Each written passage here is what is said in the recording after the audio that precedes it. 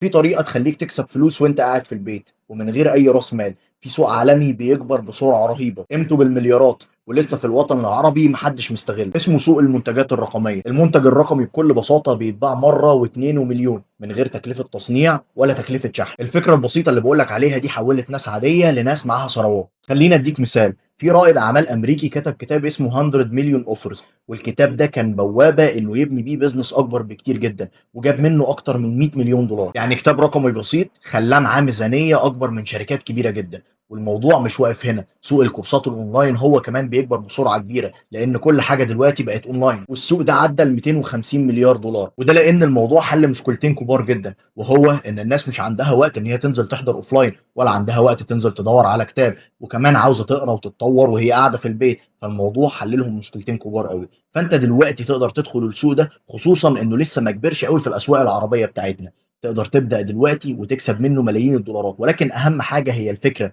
هو انك تنفذ حاجه فعلا الناس محتاجاها والطلب عالي جدا لان في خريجين وفي اصحاب بيزنس كل دي ناس محتاجه تتطور وبتدور على حلول رقميه سريعه لو عاوز تعرف اكتر ازاي ممكن تدخل السوق ده اكتب لي في الكومنتس انا زياد سليم وموجود هنا علشان اساعدك